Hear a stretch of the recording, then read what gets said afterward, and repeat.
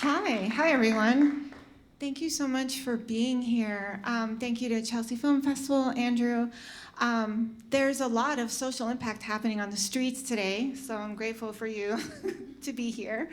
A lot of times I feel like if I can't be on the streets, I'm behind the camera, and I think that's a big part of our conversation today. I wanted to just give a little bit of context, I think, with social impact. I think documentary filmmakers, we don't really do this for the money. So Definitely not. Thank you. So I think, there's a history within the documentary film world of directors either becoming advocates for an issue because you learned so much, or the subject is now in the spotlight and is called to things, or it's a planned, campaign from the beginning. I think, even thinking about the civil rights movement in the 60s and like really growth of, follow doc kind of genre. You see the formation of organizations like Third World Newsreel, who are still around, and they basically started to build community around social issue films having to do with civil rights issues through to today, obviously. But now I think in the past 15 years, there's been a formalization of social impact, of how to do it, organizations getting together like Doc Society. There's a whole guide online to help you think about how to influence policy or get in your film, into education areas. So, and there's also a Global Impact Producers Alliance. So it's very formalized, but I think when you're a filmmaker on the ground, like social impact is now understood as a term, and there's this new job, social impact producer. But when you're a director making a film, you're on your own, you're starting from scratch, I think, in our cases at least. So that's a little bit of context. I don't want to talk anymore. I'll just introduce myself briefly. I'm the video producer for the Brooklyn Museum, and I love working there because the artists that they primarily focus on have social justice, decolonization, reclaiming history, stories to tell. So I feel like when I do a video, a short little film on them, I'm helping them share their story and their impact. And I have 2 feature films that are supposed to come out on PBS next year. So look forward to that. So I'm getting started on my social impact part for my films, so I'm happy to be speaking with these women today. If you want to each introduce yourselves, a brief bio, and maybe talk a little bit about your film project that you will probably reference today as far as social impact, or a theme that if you've done multiple projects, what is the theme that you come back to for the issue involved? Ronnie? Sure. Hi, my name is Ronnie Kay. I am a filmmaker, a director, a creator, and I use all genres to tell a story. Talking about specifically documentary filmmaking, I am also an arts professor at NYU Film School. I just recently opened the first ever sports documentary program. Yes, yeah. Which is pretty cool. Just like a little anecdote from that, the first sports doc class that I had, which was just about a year ago, I had 12 students. Half of them made films, they had the privilege to choose their subjects, right? So half of them just went ahead without even direction and made films about, for example, the struggles of Black athletes in the sports world, or about queers in the sports world, or the very burning issue of transvestites in the sports world. So everything that I do, and the theme, as Cionín said here, what's your theme? My thing was, and I wanted to be a director since I was 6 years old, my thing was always to make an impact. There are many ways to make an impact. I feel that documentary filmmaking is probably the best way to make an impact, and definitely a caring impact. Something that can actually affect you and make you want to make a move or challenge something or question something in a bigger way. So documentary filmmaking is probably the most impactful, definitely at the moment, of filmmaking altogether. Well, hi, I'm Hannah Rafkin. I'm a documentary director, producer. I also shoot and edit, which is sort of helpful to be able to do all the jobs, speaking of not being in it for the money. And I made a film called Keeper, which was my thesis film for my graduate school program. And it was about a beekeeper in the Bronx who keeps hives inside of his apartment despite being severely allergic to bee venom. And so it began as this sort of exploration of why does this person do this thing that could kill him. And months into filming, he told me that he'd been diagnosed with cancer and wanted to continue telling this story together. And so it really changed the tone of the film, the scope of the film, and it became a father-daughter story as his daughter was caring for him while they're trying to keep their hives alive. And that film ended up winning a Student Academy Award, which made it eligible for the Big Kid Oscar campaigning. So I learned a lot very fast about how that world works, and it ended up getting shortlisted. So it was a very wild journey from something that was sort of my baby in a school environment, and something that I was building with Flynn, who's the beekeeper, and with support of professors and classmates, but suddenly it kind of jumped out into the world. And it is a film that has environmental themes. It is a film that has, gender themes, and it is a film about a Black father and a Black daughter. And it's not explicitly a film that has sort of a call to action or a message or a sort of social impact goal explicitly, but I think my interest is in telling stories about really incredible people that are relatable and bring people into this emotional world, and that kind of open their eyes to all of these incredible people that we have walking around us all the time, which is why I love documentaries so much, is because there's enough crazy stuff happening in the real world. But that's a bit about me and my film.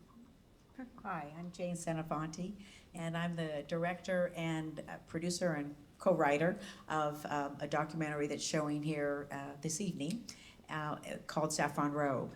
And it's the story of a monk, a Buddhist monk in Laos, who has started a school there and is trying to bring about a revival, you might say, of Buddhism in a long-held communist country. And to be honest, this is my first documentary, my first film, actually. I have a background as a print editor of nonfiction work, nonfiction books and magazines.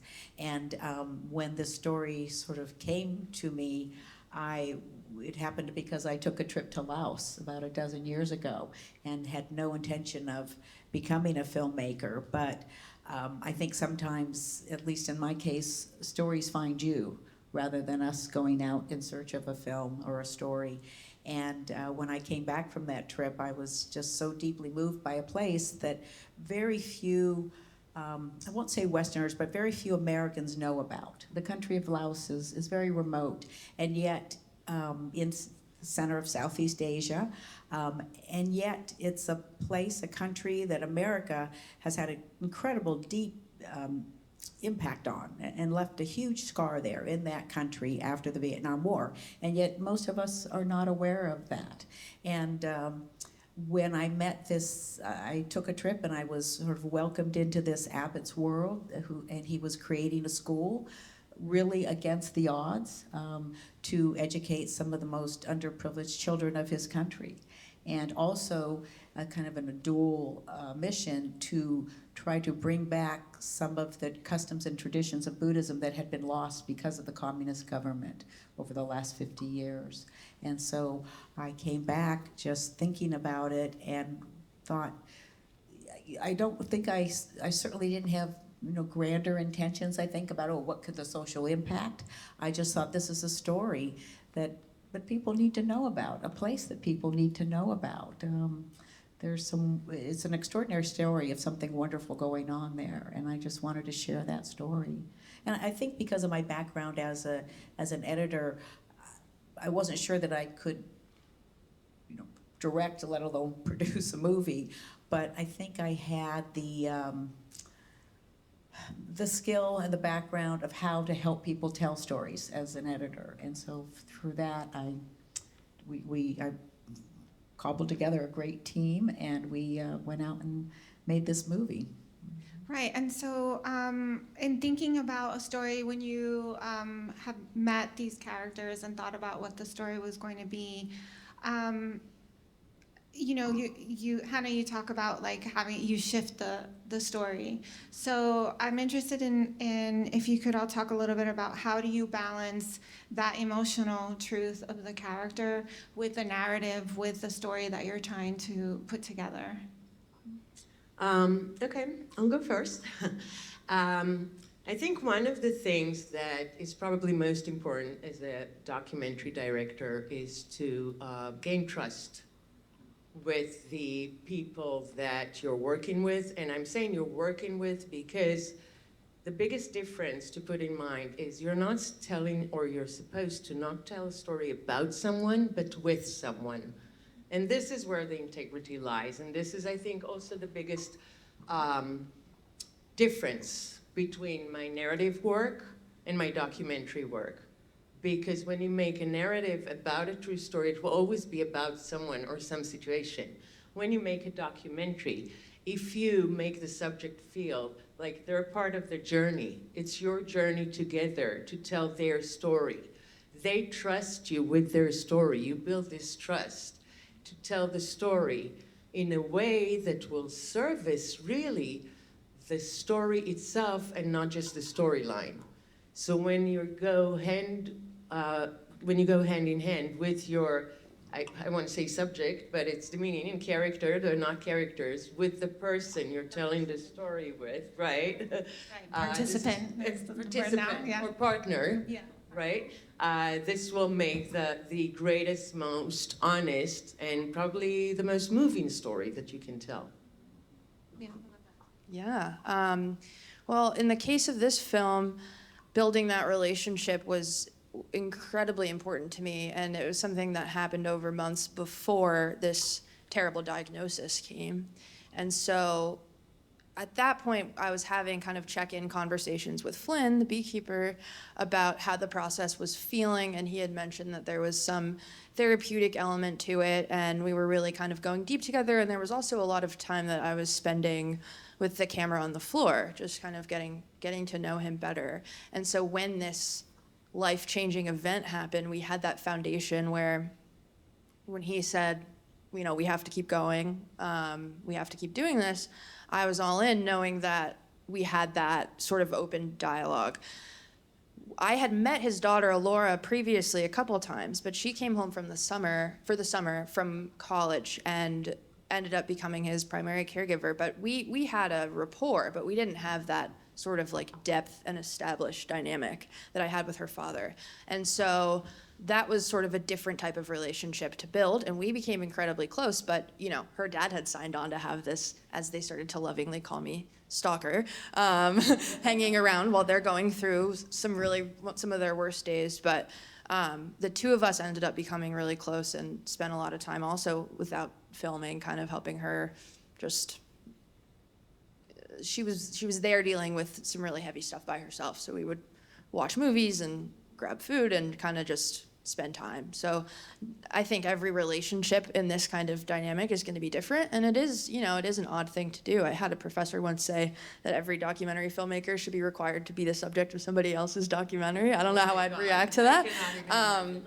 But I try to put myself in those shoes. But yeah, I think that kind of continued check-in. It's like if you agree to make a documentary with somebody, it doesn't, there's different things that come up and things evolve, and so something I hope I strive to stay kind of aware of and attuned to. I want to add to what you said, that being a documentary filmmaker, and I'm sure all of you have experienced it, we get really attached to our partners in the storytelling. which means that it becomes a bond where if you really care, you really worry, and you get involved with the family and with everyone else, and it becomes so personal that on the one hand, it's not an easy life to have because you go through so many stories that have a lot of conflicts, obviously, this is why we chose them, and it becomes your own. And on the other hand, you can't do it any other way, in my opinion. Yeah, I was gonna also interject just to say that I know this topic is like social impact to like help the get issues out or known and make change, but you're changed. You're also changed yourself in the process, which is a whole other conversation. Plus, it's time. It's a lot of time you're spending together, or just holding on things and then coming back to it, and depending on the story. So yeah. Jane, you have a lot of that too because you had to travel as well, and you had other issues. Yes, just what Ronnie said about creating trust. I think that for us was one of the most important initial things that we had to do.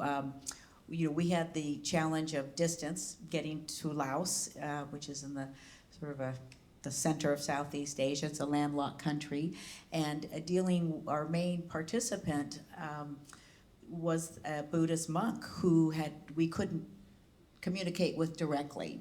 One, he didn't speak English, but also there was sort of what I always referred to as gatekeepers around him.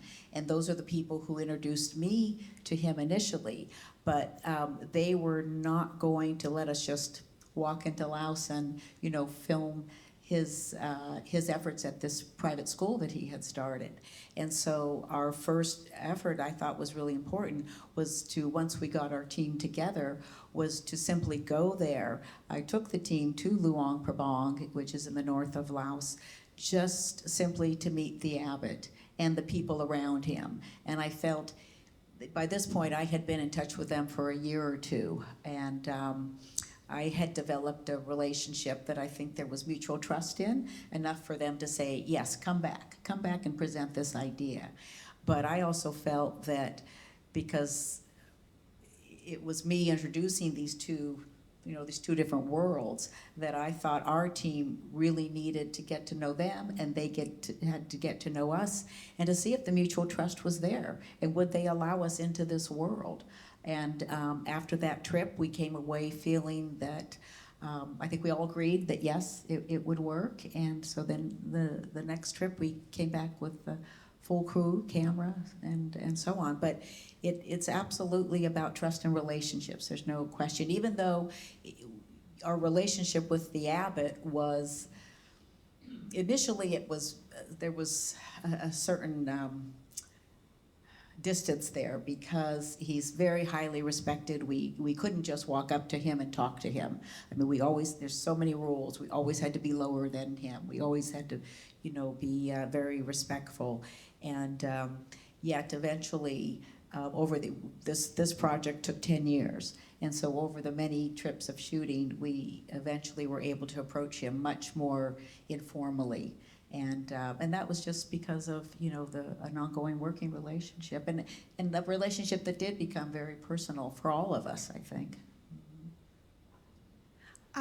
Yeah, I was thinking about my first in the film that will be on PBS next year, 3 Extraordinary Women. We had one of the main participant was really close friends with the other women, and I had done an interview with 2 of the women, and the tape got ruined, and we had to redo interviews, and the main participant ended up interviewing her friends because at this point I couldn't go to the shoot.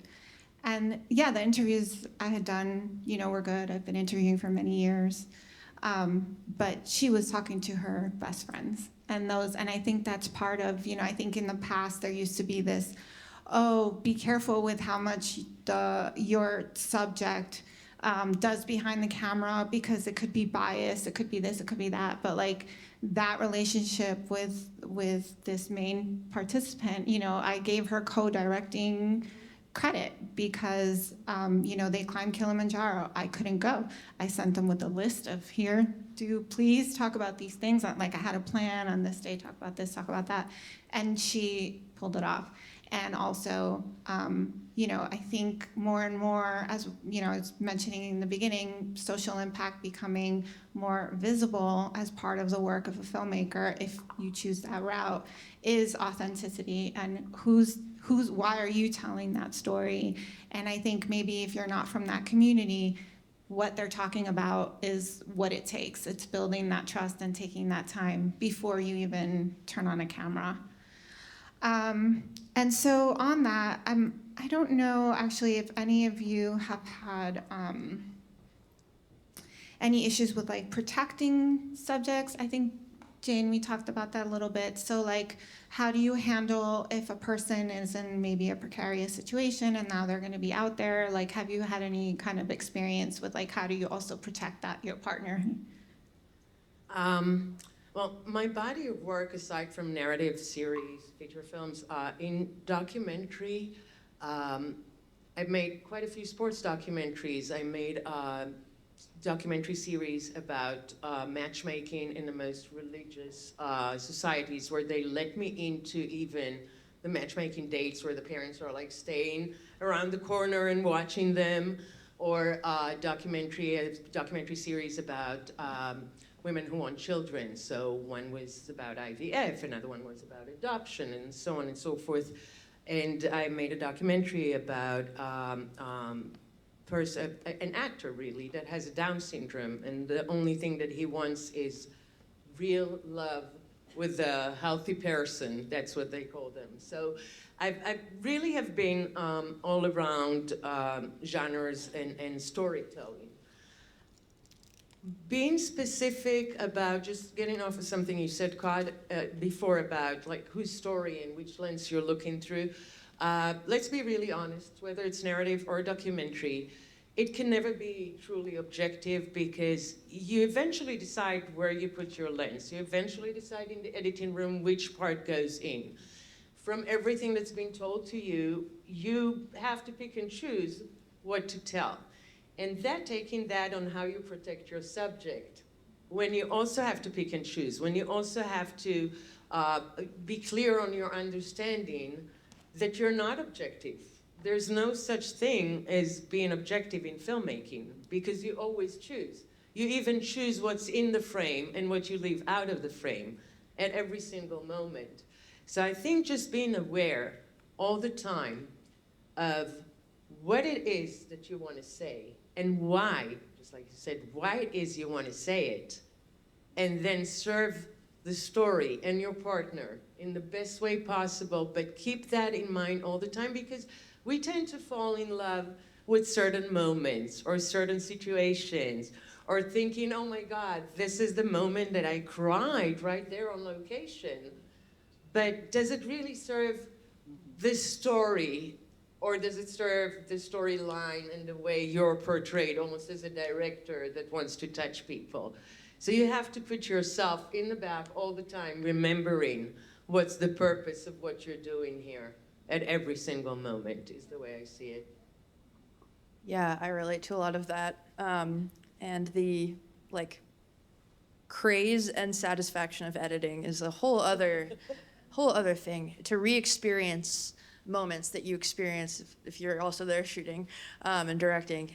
It's like a morphing of time, and there's also sort of this parasocial element where you feel like you're spending time with these people, but you're alone in a dark room.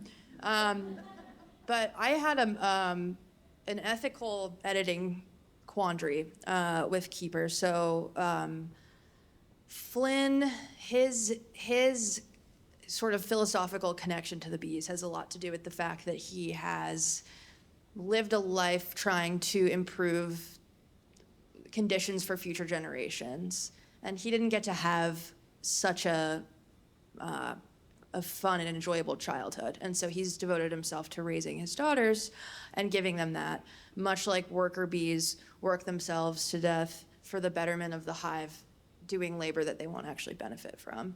And so when he said that he wanted to continue filming, and what I understood is kind of like something that could be part of his legacy. He's alive, by the way. We have matching tattoos. Me and Flynn and Alora have matching bee tattoos. Talk about connection. Sorry, it's a roundabout way. But anyway, so he has another daughter named Destiny, and Alora and Destiny appear at the beginning of the film. And Destiny, while her father was sick, was in LA, and there was some tension and frustration there that she wasn't coming home to help out and support Alora, and there was, some family tension there. And I had a lot of footage of things said about Destiny that weren't very flattering or happy, which families have their crap, of course. And for the longest time, I kept all of this out of the edit as I was workshopping the edit. And I was getting feedback saying, I'm confused. Where did Destiny go? It's confusing. Why is Alora doing all of this on her own? And I was very hesitant to put in any mention of the situation because I didn't want this thing that I was trying to make in partnership with Flynn and Alora feel like something that was going to cause them any, difficulty in their lives or in their family. And so I agonized over this. I tried putting it in, like, just the slightest bit just to add clarity, but not as sort of a moral judgment was my goal. And the first time that I showed Flynn and Alora a cut of the film, I was like freaking out, so nervous. I just pulled an all-nighter. But I showed it to them, and we talked about it, and I couldn't imagine what it would be like to watch your life back slightly out of order as I've edited it, as you said. And we talked about this moment, and both of them were, shockingly to me, very glad that that was included for different reasons. Flynn said people can relate in these kinds of situations when a family member just kind of has to stick their head in the sand, or they can't handle when things get tough. And Alora said, that was one of the most difficult things I was going through, so I'm glad that that's represented. And I said, okay, well, think about how you feel about everything that you've seen, and if there's something that's sticking with you, we can talk about it. And Alora, who's a dog trainer, texted me the next day and said, hey girl, I just have one edit. And I said, oh boy, I wonder what this is gonna be. And she was like, there's a shot where I'm putting a collar on a dog, and it's a controversial type of collar, and I'm doing it wrong, and do you mind, while I'm walking, the scene is fine, but just this like 1 second shot. And I was like, absolutely, done. Not expecting, there's just things that you won't expect people would be sensitive to. But that was a long-winded way of answering with an anecdote. That's part of building the trust. Yeah. I think in the topic of this ethics and protection of those that are in your film, we definitely had to deal with that because, again, as I said, we were going into maybe somewhat naively a communist country, and we very quickly found out that there is a lot of fear and resistance to being completely open, and we had to deal with that every time we interviewed someone. We realized that they were very, very cautious about answering anything having to do with their government, their history. You really couldn't touch the Vietnam War or the post-war revolution that really changed the country completely. This was a country that had a 600-year-old monarchy, and within months of the revolution, after the end of the Vietnam War in 1975, the king, queen, and crown prince were sent to a re-education camp and were never seen again. And so we would ask people in interviews, not just the abbot, but other people who were sort of auxiliary participants, what happened here? Can you tell us what happened? And no, nothing. It's pretty much the same as it always was. And we knew from historical research, from off-camera interviews, we would get wonderful background. But would any of them go on camera and say it? Not one. And so, and we had to respect that because we were coming into a country and leaving. They were living there, and there definitely would have been repercussions had they spoken their mind or been more forthcoming with us, which just is not, it's not even within their consciousness to do that, first of all. And so for them, we had to figure out, but it was important to fill in the blanks for our audience, to tell the story of, if there's a revival, why? What happened to this culture? And why is this monk trying to bring it back? And so we had to figure out a way to fill in the blanks of the story, to let our certainly our American audience understand what had happened there historically and where they've come from since then, and without violating the trust or safety of any of our participants. And we had to eventually do that by employing the use of a narrator voiceover, because someone had to tell the story that we couldn't get them to tell. And that worked out fairly well, I think, for the film. But yeah, it's not a, first I thought, we're so used to the freedoms that we have here. You don't think about what a culture of a life, 40 years of suppression does to a people. And we very quickly found out that it's a very real thing. It's a very serious thing that you have to understand and then come to respect. Yeah. Well, thank you for sharing, all of you, your story of how you create the film. Now you have the film, and so let's get into what have you done, or what do you hope to do? What are some practices that have been effective in maybe raising awareness about an issue that you touched in your film? Or is the goal educational? Is the goal policy? Is the goal just, here's the story, I think everyone should know that this happened? And so what are maybe some tools, or have you partnered with NGOs, with universities? Like, how have you worked out the social impact part? For me, one of the things that was probably most impactful is me deciding to go as a director on a political campaign and direct the actual videos and promotions that were to be on TV for that political campaign. And the concept that I came out with was documentary, which means asking real people about their real problems, just like I did in every other social documentary that I did. And it brought up awareness not only to issues that are not necessarily being directed for each and every person. It's actually trying to understand the needs and not just answering by slogans, but actually going for real stories with real people.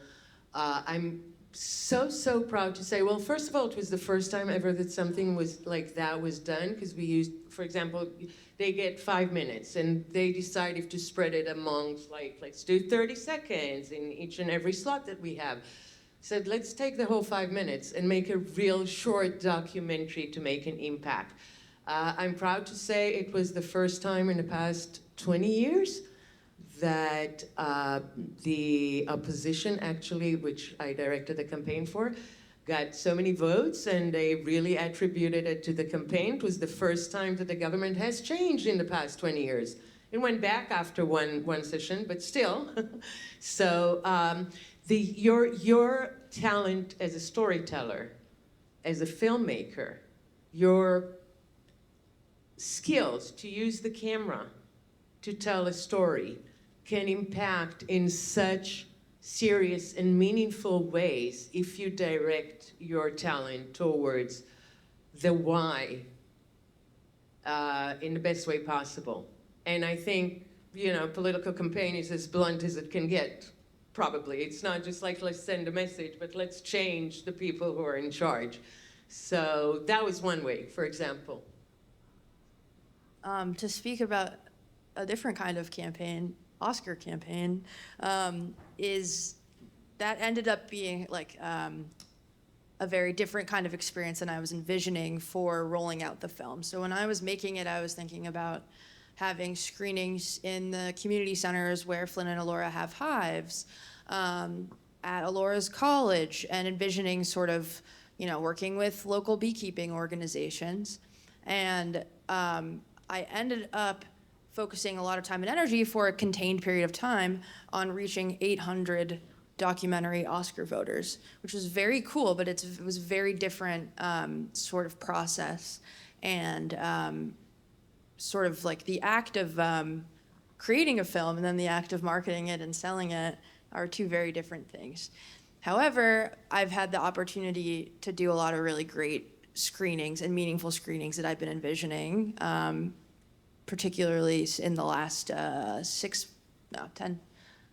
10-ish months or so. We had a screening at the Bronx Documentary Center, which is a really wonderful resource. They have classes and programs for photographers and videographers, journalists in the area.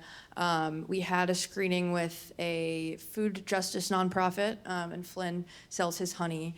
And a lot of his mission in their honey company, family honey company, and beekeeping efforts is to create awareness about pollination, but also to kind of instill food justice in that having access to beehives and honey and local food is a part of creating a better world. So I've been excited and lucky now to kind of focus more on amplifying the work that he and Alora are doing and creating screenings that are more meaningful for the themes of the film, and deepening sort of how much the film can impact people. But there's a lot of wonderful organizations that help with impact campaigns specifically, and it's really exciting to see that growing.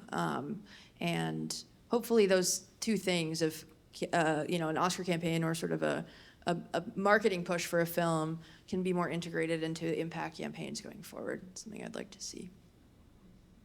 I don't think that we thought much about what social impact we might have, certainly in the country of Laos, because the film has not shown there. I don't know if it ever will.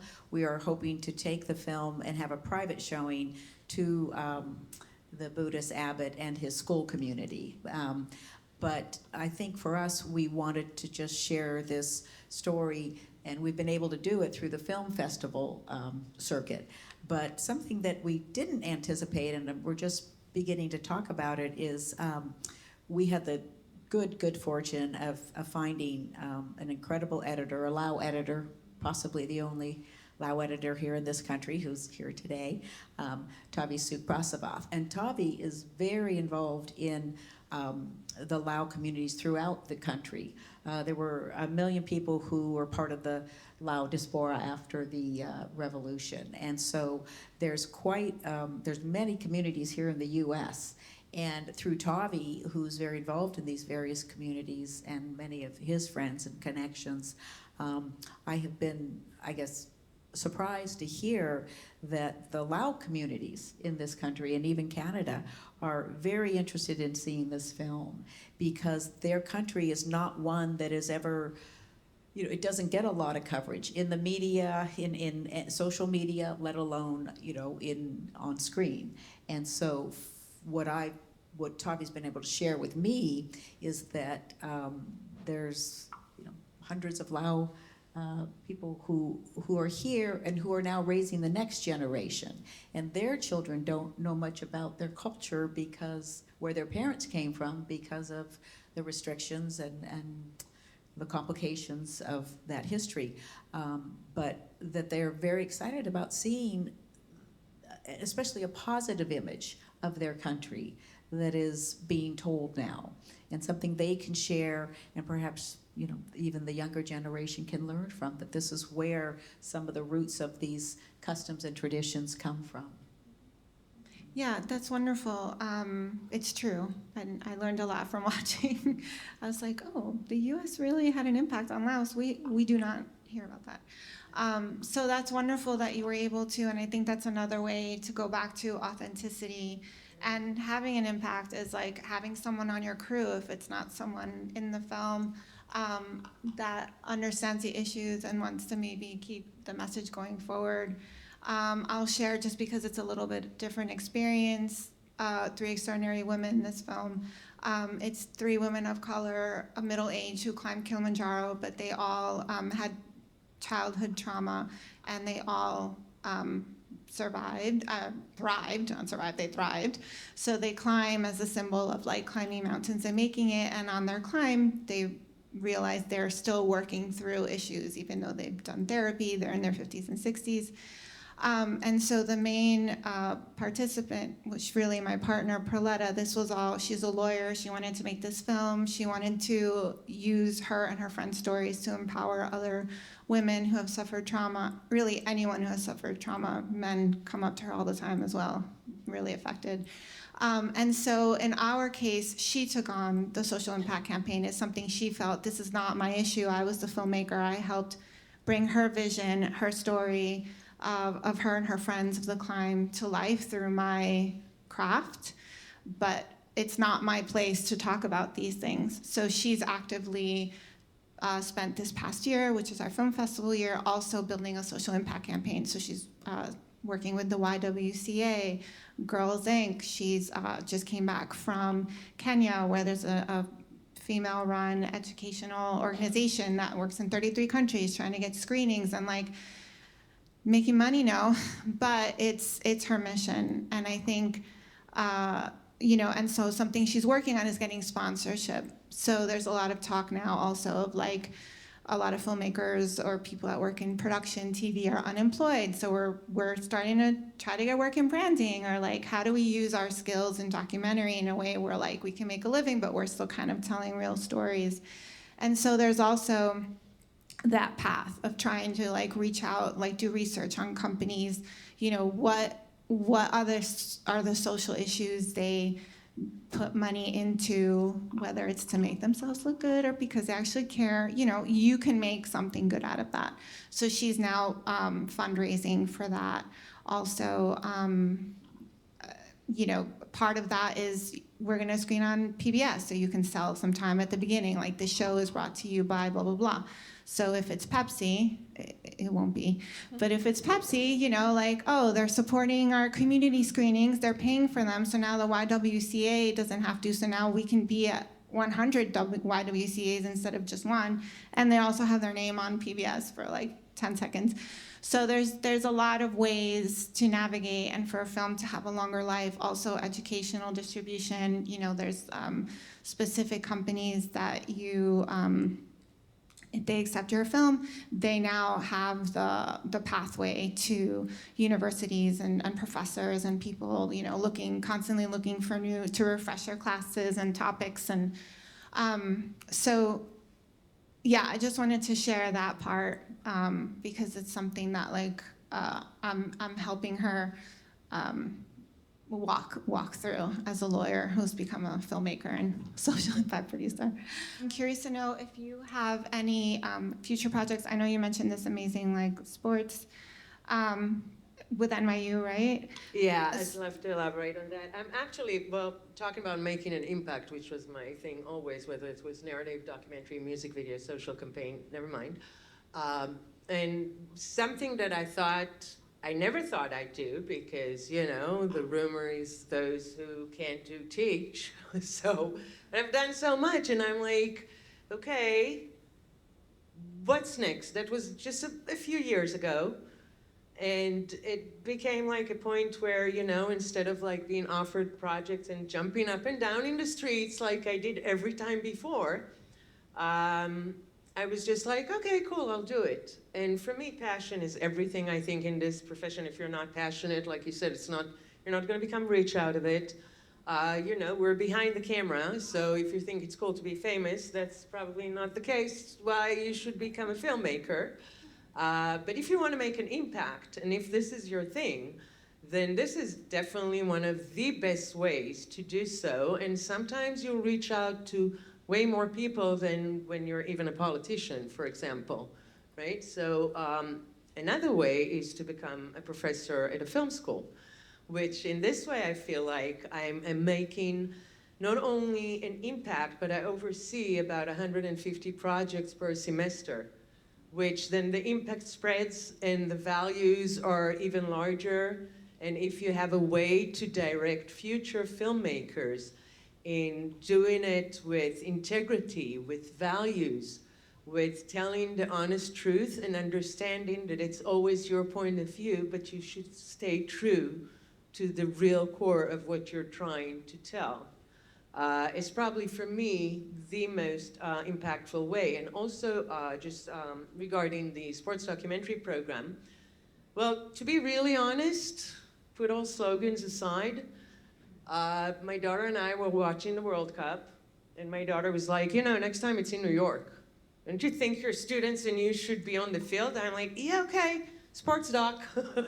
This is what I started with. When I was a student, I worked with sports channels and just did amazing sports documentaries, which are not about the sport, it's not about the event, it's about stories of heroism, conflict, overcoming, failing, you know, really heartfelt and inspiring moments. And when I opened it, all of a sudden, I saw that there were collaborations to be made that were never done before between filmmakers and athletes, like the athletic department, between filmmakers and sports film festivals that can also accept, you know, students that just made their first films because they feel so greatly about it. And I am very happy to say that FIFA noticed it, and just 3 days ago we had a FIFA presentation at NYU, so they're going to collaborate with me and my students. Yeah, it's really, really great. So we're going to have 21 of my students actually being on the field in one of the most insane events in the world, which is very diverse, very cultural. I look at it as a cultural, anthropological, connecting and connection event. It's not about the actual soccer. It's about all these people coming together from all over the world and being fans and collaborating on, even if I don't know you, if we're on the same team, you're probably my best friend, at least for the next summer. So there's so much, and there's so much excitement about it. And so this is my current biggest project, aside from everything else. We'll be watching.